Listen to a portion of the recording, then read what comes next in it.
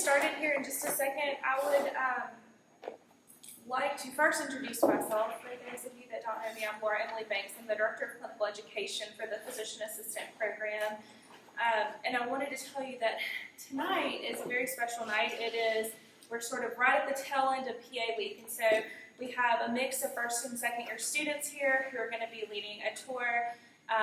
We're going to have a faculty panel, a student panel, and then the students are going to run through a case with you guys just to show you guys how much they have learned over the last almost 15 months that they have been in didactic education with us. So I'm going to give, I guess, about 5 more minutes to see if we have anybody, or Serena, will you just go look and make sure nobody is on their way in and we can get started. We're going to be also, perfect. We're also going to be recording it, and we'll post the video to our Facebook page, and then Faulkner's main Facebook page will also pick it up, and that way you can go back and reference different things. We good? Okay, I'm going to go ahead and get started then. Okay, so the first thing that we always want to talk about is what is a PA, and something that I have found through the time that I have been here and then even into clinical practice is that there's a sort of a wide variety of what people think that we do. So PAs, this is the definition that's straight from AAPA, which is sort of our national organization. So PAs are medical providers who diagnose illness, develop and manage treatment plans, prescribe medications, and often serve as a patient's principal healthcare professional. So there is sort of a misnomer out there that we are the assistant to the physician, and I would argue that that is specific to where you practice, but in a large majority of settings, we are the primary healthcare professional in charge of our patient's care. So a little bit about the history, where did we come from, and how was our curriculum shaped? So originally, Dr. Eugene Stead developed a condensed medical school curriculum. So back around World War II, we had this huge shortage of providers, both stateside and abroad. And so they created this condensed medical school program so that they could get these students out and into combat, or to staff the stateside hospitals, which were largely left unstaffed as medical providers went off to help our servicemen and women abroad. And so that originally happened, and then about 20 years later, a lot of medical professionals, physicians, started going into subspecialty care. So cardiology, rheumatology, really specialized medicine, surgical subspecialties, and it left this huge void in primary care. And so when that happened, they realized that we have all these medics who have been serving in our military, and we have this condensed medical school curriculum that Dr. Eugene Stead came up with. If we married the two together, it would create a really awesome product that then could go and serve in the primary care setting. And so that is where physician assistant came from. And the very first class was medics. And so it was very timely and very much so needed. So why be a PA? Well, I would say that's also going to depend on the person as well. But these are some of the overarching characteristics that explain why you would want to be one. So versatility, absolutely top of the list in my opinion.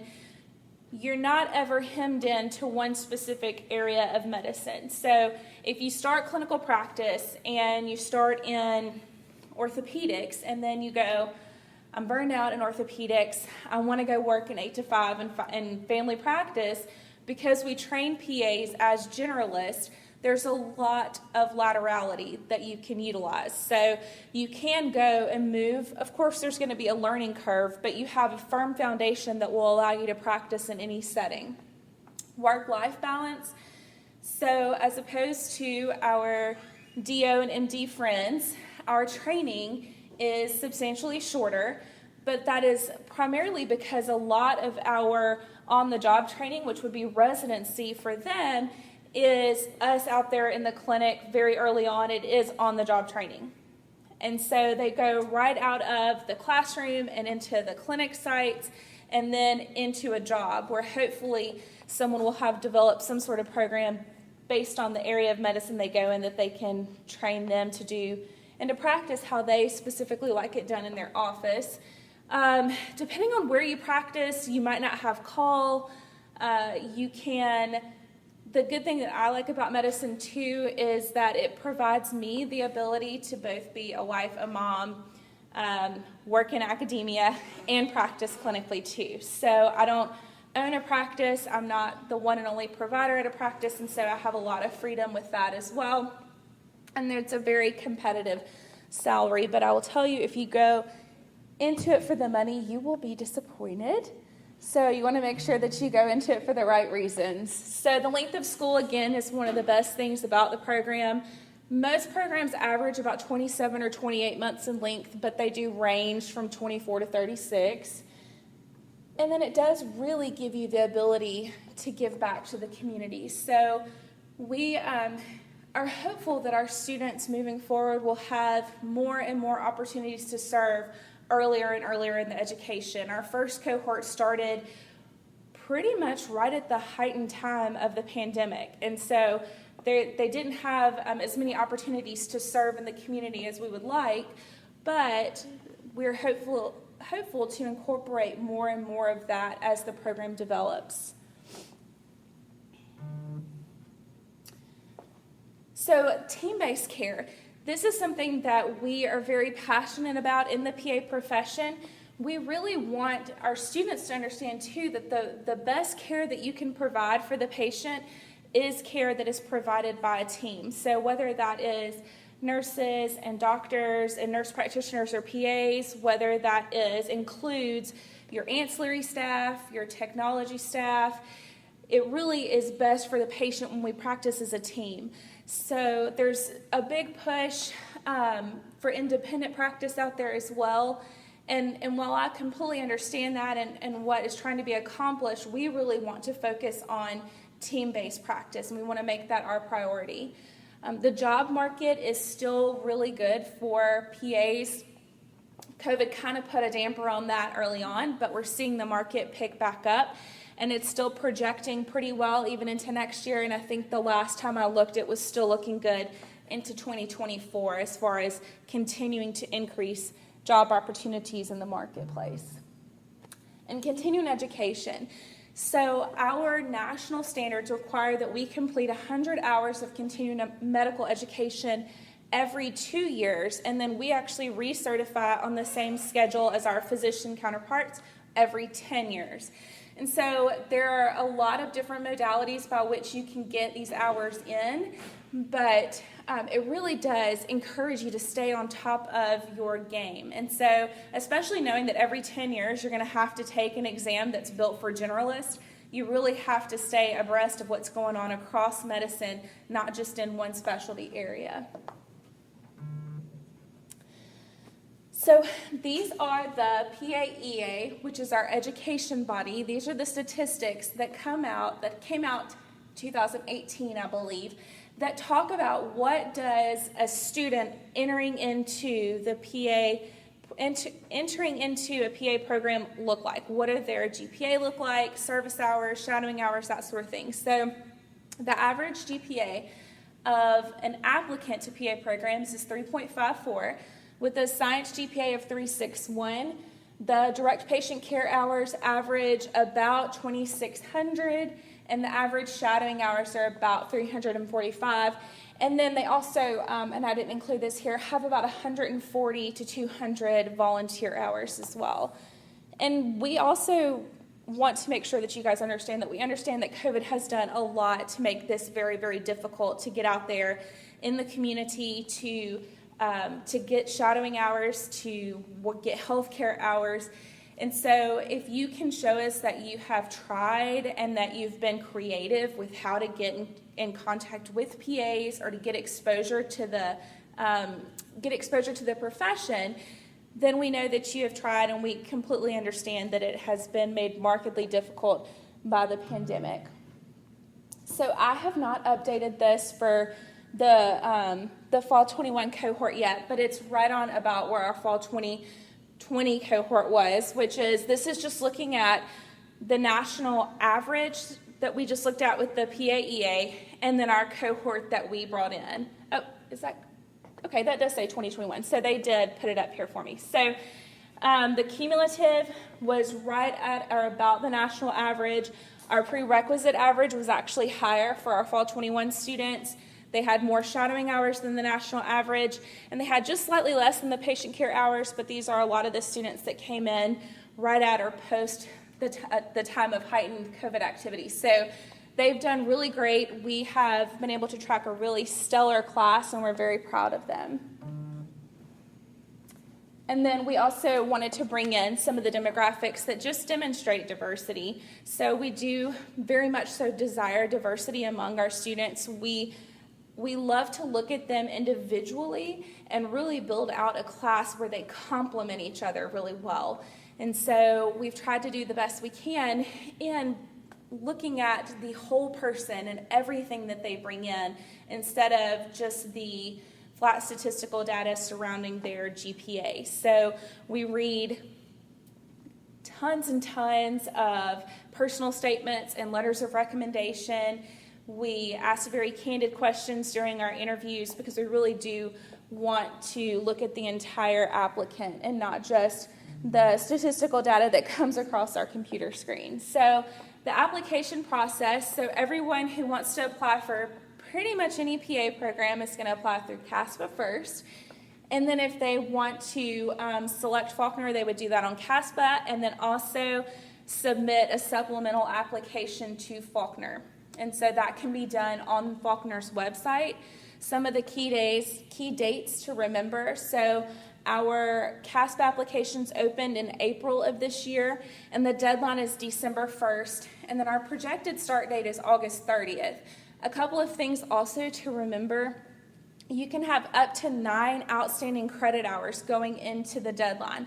So we're already looking at applicants. We've already scheduled our first round of interviews.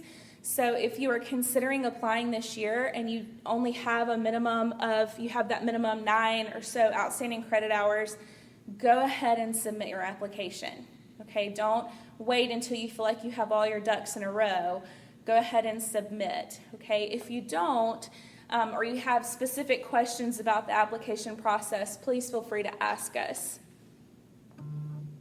These are the admissions requirements. They are pretty standard across the board with other PA programs. You just want to make sure that you get at least 3 letters. We recommend 3 letters of recommendation. Make sure that you get all of that together.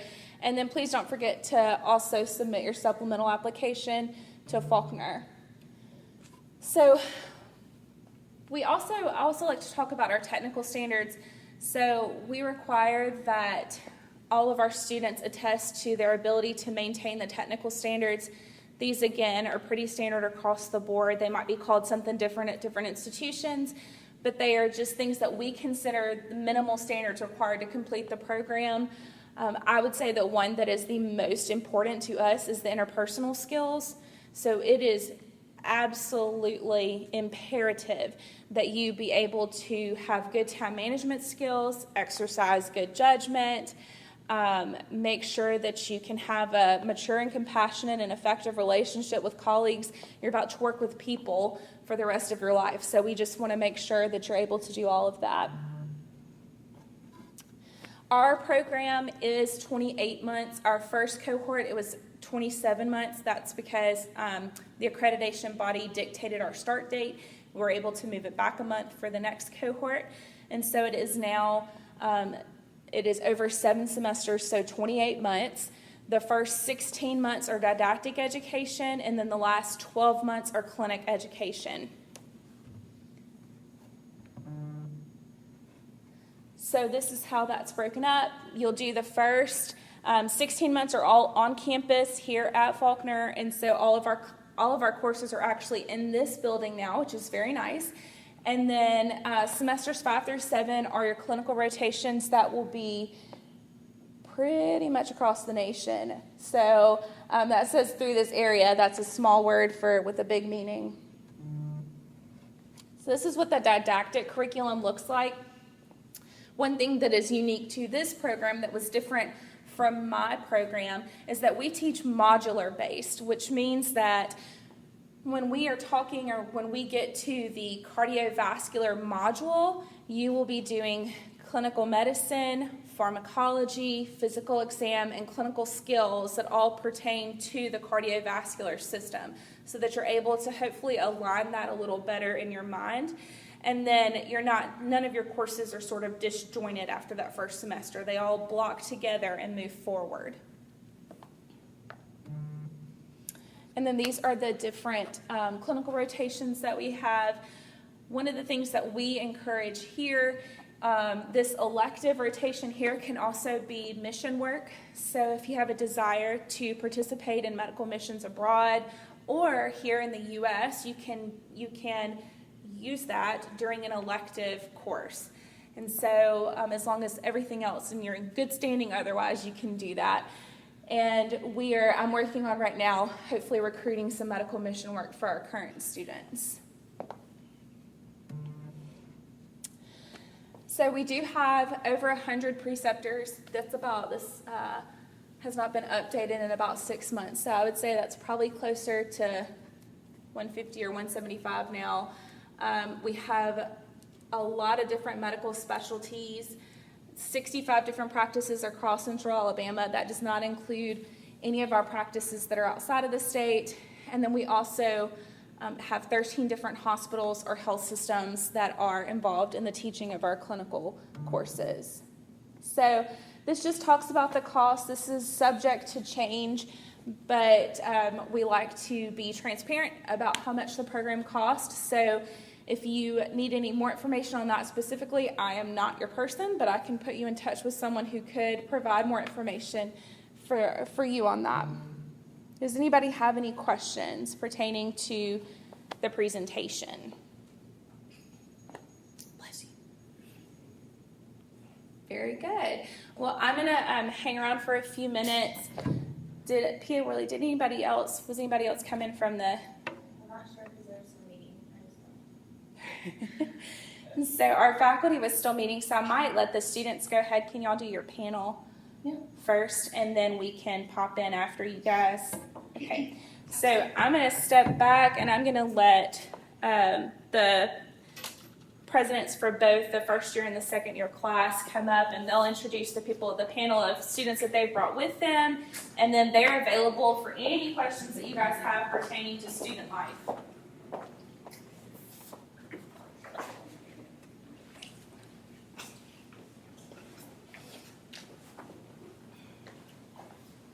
Hi everyone, my name is Serena. I am the class president for the class of 2022. Representing our class, I also have Christine. She is our AAPA representative for our class, and Matt, he is our class chaplain. Hi everyone, I'm Brad Gregory. I'm the class president for cohort 2023. And I have Jessica, who is our undergraduate liaison. Tyler is our chaplain, and Emma is one of our students.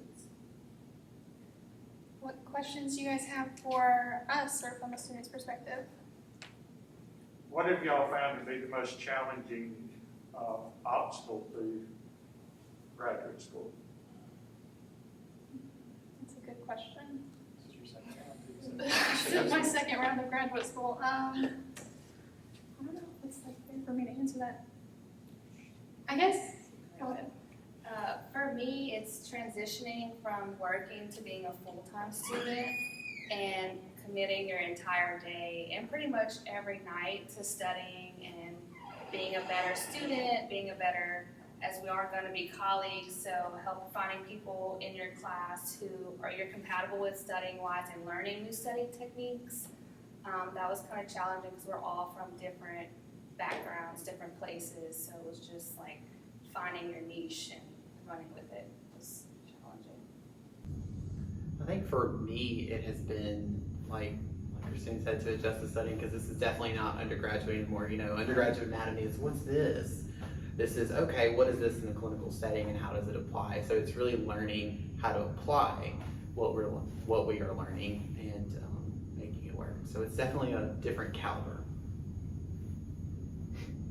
Yeah, time management is going to be, I think, a constant theme that you'll run into. It was mentioned in the presentation, and it's going to be something that, with the workload, you're going to run into as a necessity to develop that skill.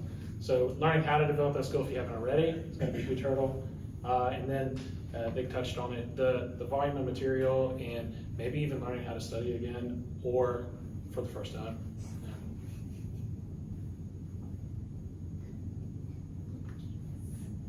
Any others? Don't be shy. So, I'll be the one with the question. Perfect. Then trust me, they'll want to know. So do y'all have team-based learning here? Is it a team-based learning approach? I would say we do. We definitely have a lot of team-based learning within our cohort, and I know that since we've started, the PT students have started, we're going to be doing some team-based with the PT and SLP students as well. That actually starts Friday, so. We actually already have an assignment in anatomy with our PT class, and I mean, healthcare at its core is a team sport. You know, I mean, it's not the doctor and the nurse. It's everybody together working to serve the patient. So we definitely, and I like that a lot because I think if we can understand that now, when we go out into the career field, it's going to allow for a much smoother transition. I'm gonna weigh in on that too real quick. So we do utilize team-based learning a good bit for multiple reasons. One, because they do have all something different that they can add in and different perspectives. But two, I mean, I ask them a lot. I have them rate each other on the team. As a part of my responsibility, I have to help assist in correcting behaviors that are not conducive to team-based learning. And so it also allows me to identify those things early on and say, hey, we really are gonna need to do something about this because you have to be able to go out and work in a team. I mean, I think undergraduate's very different. There's a rank and file, there's competition. We have tried to do our best to eliminate that here.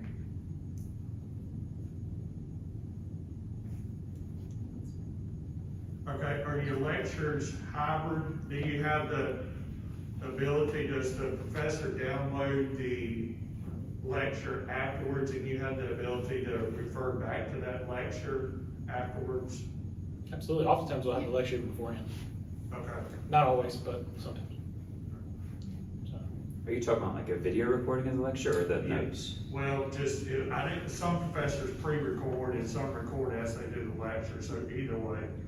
I think they record it and then post it on there. Yeah, they record during and then it posts with Echo 360. Yeah, our classrooms are equipped with Echo 360. That little camera right Yeah, up there's a there. little camera up there, and then we have speakers on the sides, and most of our professors upload the link to the Yes, lecture ma'am. after our class for us to go back and study with it. Okay. And do y'all have 24 access to study or availability to come inside the building? Is that for 24? Not quite 24, but you pretty much. I've been Like here if you're in till the 11 building at night, before so- 10 o'clock at night, whenever you leave is whenever you leave. Like, is there a library in this building, or do y'all go to the other campus, or? In that Is part of it the in phase? phase They're two? currently building out our resource library for this building. Yes, ma'am. But our library is primarily electronic. So a lot of the textbooks are electronic through Access Medicine, and all the students have access to that. And then our Gus Nichols Library on campus, a lot of the resources that we utilize are also electronic, so that they can log in through the library with the Faulkner IP. And then I think eventually you can get remote, but you have to log in the first time on campus. A lot of us do study in our classrooms, though. The walls are painted with Expo marker painting, Yes, ma'am. and so we can write on almost all the walls in our classrooms, and we also have study corrals. And then when we're studying here late at night, we have a security guard in front to walk us out. Okay. How many hours a day would you say would be correct to, that y'all spend reviewing the material that y'all went over that day? I don't think correct is the way that I would word that. All of us come from different backgrounds, so what I need to spend 6 hours on, they might only need 30 minutes. So that's kind of hard to say there's one specific amount you should. I'd say probably most of us spend at least 1 to 2 hours per hour of lecture. Every day, Every day. Oh, yeah. 7 days a week. Got to. Yeah, you don't want to go a day without Yeah, without- looking at something, I assure you. I'm not very good at memorizing. I'm fairly good at figuring out how tests are written to figure out what the answers they want. But if they're asking which cranial nerve and they don't give you any hints, you just have to freaking know it. So for me, it's a lot more work for me than it was in undergrad. I can't just show up to the test and figure it out as I go. So for me, it's a lot different than it was for any of the undergrad or prerequisites and stuff. I want you to really understand the content. You know, we're just going to go out and deal with people's lives, and so we need to understand what we're doing to actually deliver effective patient care. And you're right, it's a person to person. basis. So, if you don't mind, just to ask personally, so I would assume that you're very good at test taking ability, right? For like the FCAT and et cetera. Yes, sir. Okay. So, do you see that as behooved you in being able to do the exams here, or you just really need to know the material? You have to know the material. That's what I was getting at. Like in the test here, I can't just show up and get a good score on it. Like when I did not get good scores. So I tried that for the first week or two and was like, that's not how this is going to go for the next 2 years. So went into it again, like they were saying earlier, like learning from a completely different study method. The stuff that I thought worked before, getting the main concepts and it being fine. That doesn't work here for me. Yes. Other people it might be fine, and their backgrounds are different. I've been a paramedic for the past 9 years, so the clinical application stuff makes sense. Because I can think about a patient that I had that I took care of in the back of the ambulance or whatever. Okay. It makes sense to me. That stuff Yes. makes sense. Memorizing anatomy is completely different, so I have to memorize it. So I had to learn new study habits for that specifically. So would you agree that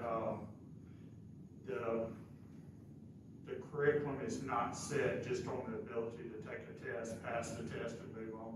Not Do at all. you agree that's not the case? It's designed to build on each other. Every semester, we're in our first, we're in our only semester, in our first semester, so all of our stuff builds. But I mean, even now we're seeing where she's like, hey, some of the different professors are like, remember this, this is adding on to this. If you didn't understand this first part, the second part's gonna be even harder. Go back and learn that and come back and build on top of each other. You could not pass this just by.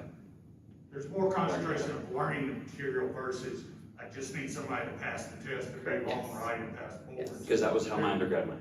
Yes, absolutely, absolutely. So- So that's what I guess that's where I'm getting.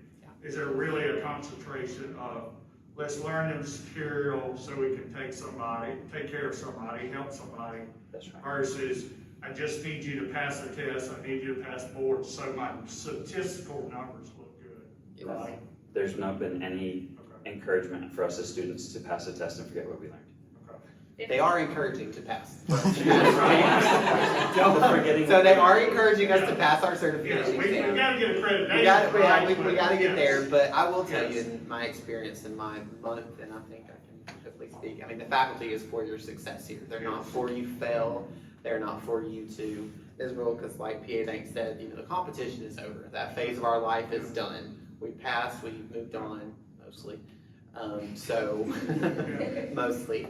So, it's really, everyone in this building is here for your success. And to me, that speaks volume about a program, because at programs, some places, you do have people who just worry about the numbers, and there's a difference between that and actually synthesizing and understanding what you're doing. So there is a section of quality, right? Quality education versus just a quantity of getting students out the door. Yes. Okay. And if you don't hit that mark, you are gonna get noticed, and they're not gonna scorn you for it. They're gonna pick you up and sweep you up and be like, this is what we're gonna do, we're gonna figure this out, and you're gonna rise above riding the low line. I got a question. What led you to the PA profession? Who inspired you? Who encouraged you? I'm gonna pick on somebody in the room. This lovely lady right here actually inspired me to go to PA. I was actually a pre-med for a while, and I'd never had experience with PAs until I started working as a scribe here in Montgomery. PA Banks over here is a great inspiration of what I wanted to do and have in my professional life as well. So I was a first assist scrub tech, and I think it was like 3 months into me starting my job after school, and the general surgeon stopped the case and he says, so like, what you doing? And I was like, helping you? And he's like, no, what are you doing? This is not this is not your final stop. What are you doing? Like, you need to further what you're gonna do in life. And I was like, okay, well, I never really thought about it till I was just trying to get past scrub tech school.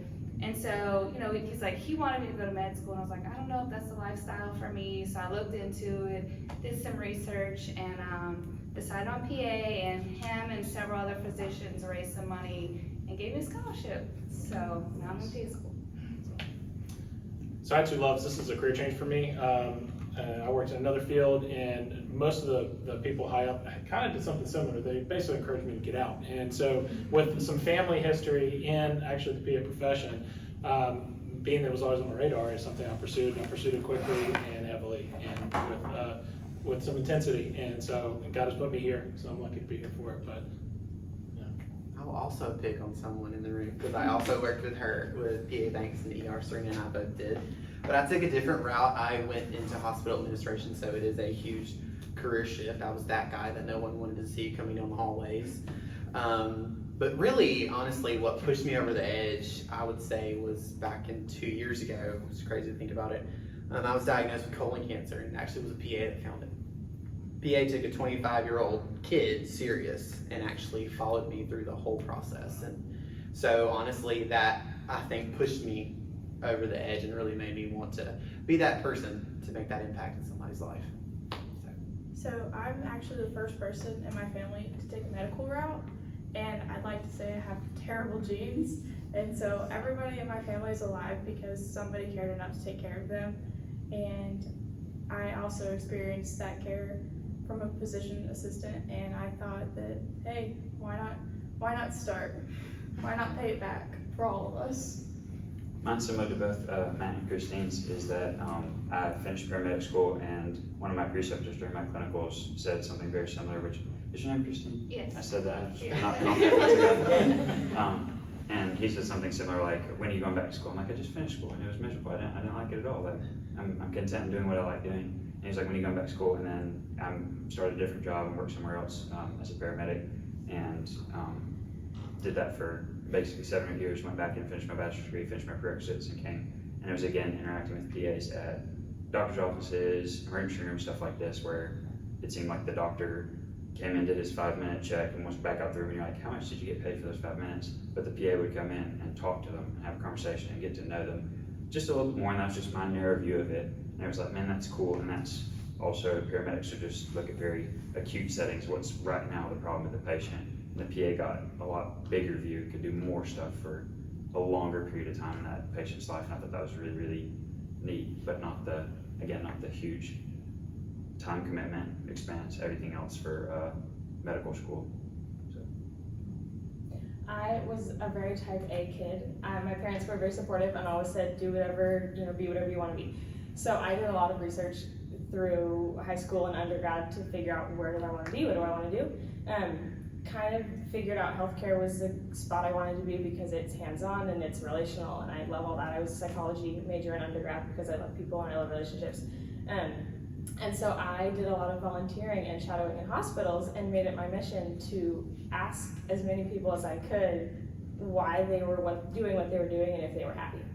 So I, in break rooms, would ask physicians about themselves, which they're always happy to tell you about. So I would say, tell me why I should be a physician.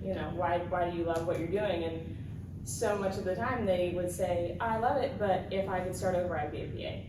Which I thought was so interesting because PAs had told me, be an MD because you'll make more money and all this and that. But so many physicians said be a PA. I thought that's really interesting. So I did a lot of research and said, I think that they're onto something. So here I am. Anybody else? So, most of the last study that I've read are unhappy with their profession, something that you keyed on to follow up here. When y'all were shadowing PAs, did y'all notice most of the PAs were happy with where they were? I mean, the ones that I've known, they're very happy with how their work-life balance works, the care that they can give patients, and that they, like PA Banks was talking about, the versatility. That's a huge, cardio, 1 year ortho, then there's a lot to be said in that, because I think you can really refine your mind as you go. So a lot that I have talked to have enjoyed it. PA Banks still does love emergency medicine, so. I actually went to an orthopedic doctor the other day for a problem with my shoulder, and he said something about Anybody that's asking me if they should go to medical school or asking for references or letter recommendations, he's like, I'm encouraging them to be an advanced provider, either nurse practitioner or PA, because they have so much.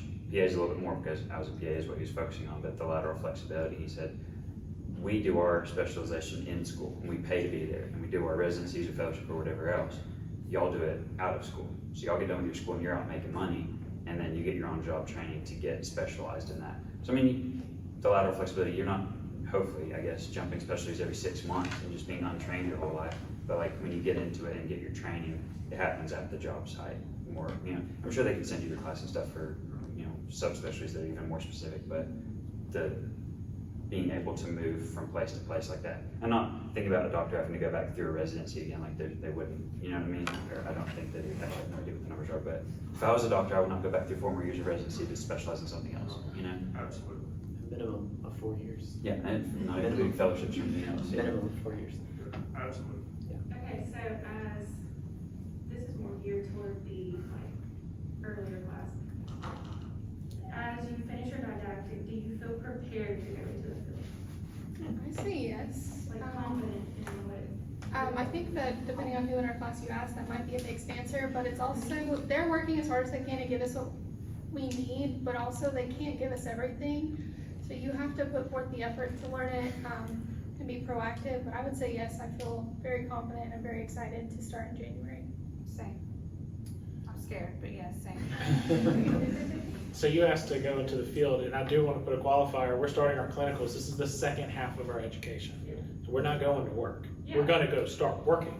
But this is not, you know what I mean? So they've given us a beautiful, amazing, layout of what's happening, and we practice all the time. And we're doing everything we can to be professional out there, because if you don't, you can't learn well. But this is only the second half, right? We're about to hit halftime, which we don't really have a halftime. It's just we're just rolling, But maybe you get water. I got coffee earlier, this is the second half. So it's not it's not ending. It's just beginning. Well, and I can say too that we would not let them out into the clinic arena if they could not do it. We keep a pretty tight rein because they're a reflection of us and and each of us that is on faculty and everything that we've put into the program as well. So they're ready. They are. Now with clinicals, how I know y'all haven't gotten into it, how closely do they stay with the faculty? I know they'll be at all over the place, at different offices and stuff. How closely will they continue to work? Do they come back? Do they do testing still? So for the first semester, they all stay local, and that way, Pia Worley, who's my counterpart in the back there, and I will do some micromanaging for that first semester. So we'll make sure that they're all performing as they should, and make sure that we're close by in case anything goes awry. And so we will we'll keep a real tight rein on them. They're also monitored by their advisors as well. So their advisors they log patient logs every week, and so they're making sure that they're getting what they need at the clinic site, and then we actually monitor the site itself. And then after first semester, as long as they've performed well, then they have the ability to go off to other clinic sites, whether they've set them up back home or maybe somewhere they want to live. So that's the first opportunity that they will get to step outside, and that is all based on their performance through the first semester. So how does Baptist Health play into the education here at Faulkner? So that's multifactorial. So during the didactic year, they have a 22,000 square foot simulation center that we utilize on a semi-regular basis. We're probably there 3 to 4, sometimes 5 times a semester, working on clinical skills. So the students just went there last week, and they're going back this week for labor and delivery simulation. So it depends on,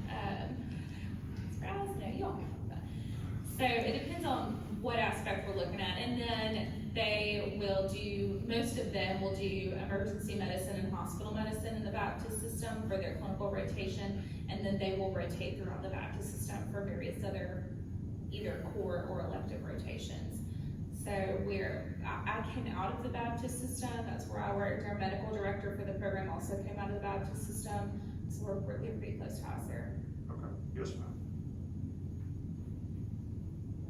So during the elective weeks, you had to say, when you say local, you mean like just Montgomery, or can it be like venture out to like Auburn or overlapping? No, we try to keep them within about a 70 to 8 mile radius of here, driving distance, because some of them will go to California in the second semester if that's where they're from. So, but we keep them here where earlier I could jump in a car and get to them relatively quickly, or where we have community partners that can get to them really quickly if we need to. So we want to keep them close by, but yeah, we have affiliation agreements with the AMC and other private practices in Auburn, so it's definitely a possibility. Anyone else? Anybody have any more questions for the students? Okay, I'm gonna let you guys go, and then I'm gonna invite Kimberly.